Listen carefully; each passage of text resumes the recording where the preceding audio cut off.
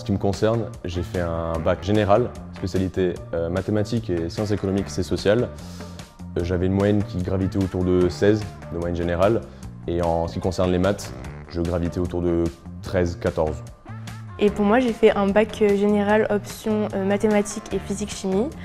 Et j'avais l'option maths experte. Et au bac de maths, j'ai eu 17. Et j'avais environ 15-16 de moyenne générale.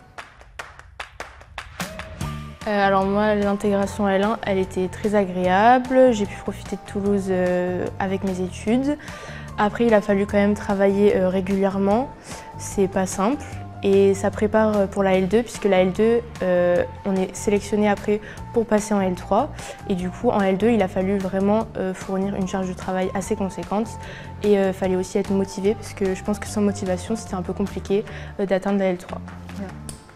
En ce qui concerne mon parcours, l'entrée en première année a été très agréable, très correcte vis-à-vis du niveau académique. C'était cohérent avec ce qu'on a fait en terminale.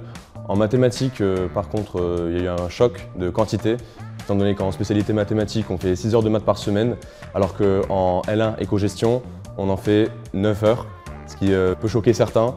Cependant, le niveau reste tout à fait quand même accessible et on peut s'en sortir. En ce qui concerne la L2, le niveau de maths devient un peu plus dur parce qu'il faut atteindre le même niveau de mathématiques que les économies, parce qu'en économie et gestion, le niveau est un peu moins intense.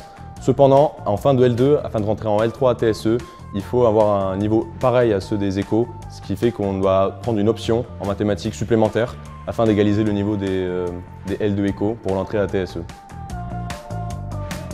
Pour ma part, TSE fournit beaucoup de services pour les étudiants, notamment pour l'intégration. On ne se sent pas délaissé, le BDE est très actif, il propose énormément d'activités, de soirées, on ne s'ennuie pas.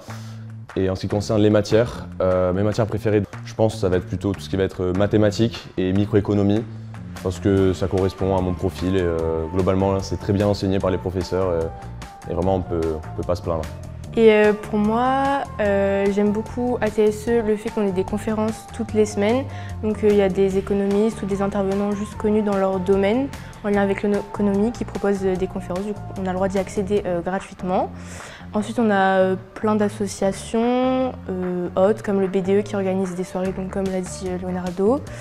Et après aussi, on a un service qui est proposé par la fac. On peut faire du sport et ça apporte des bonifications aussi. Donc moi, j'en ai fait les 2 premières années. Après, en L3, j'ai arrêté parce que j'avais moins le temps. Et notamment, je rebondis sur le sport, TSE a une équipe de foot depuis cette année. On s'y inscrit, on peut avoir une bonification. Effectivement, c'est vraiment agréable. Le niveau n'est pas excellent, vraiment tout le monde peut rejoindre. C'est beau, ça permet d'avoir de la cohésion entre les promos, différentes promos entre les L1 et les Master 2. Ça permet aussi d'avoir des échanges entre les étudiants. Donc vraiment, comme j'ai dit, on ne s'ennuie pas. Moi déjà, je vais commencer par finir mon master ici à TSE. Je pense que je vais faire le master 1 international. Donc c'est un master qui est complètement en anglais. Et après, je me spécialiserai en master 2. Il y a plusieurs options qui sont proposées ici à TSE. Et enfin, après, soit je continuerai encore à faire un autre master dans peut-être une autre université à l'étranger, ou sinon je commencerai directement à travailler, mais pour l'instant, je n'ai pas d'idée précise de ce que je veux faire. Pour ce qui me concerne, l'année prochaine, je vais faire une mobilité diplômante, un Erasmus en Espagne, puisque la TSE propose énormément d'universités partenaires avec lesquelles on peut faire beaucoup d'échanges partout dans le monde. On a le Japon, on a le Canada, vraiment on peut aller où on veut. En ce qui concerne, c'est un Erasmus, donc je vais faire mon Master 1 là-bas, je reviendrai en Master 2 ici. Dans l'idéal, j'aimerais bien avoir le Master EMO, Economics of Markets and Organizations. Et si jamais 2 options se présentent à moi, soit encore un Master dans notre école ou encore sinon travailler directement, être embauché peut-être dans un cabinet de conseil. Dans le milieu sportif, ce serait ce que j'aimerais le plus.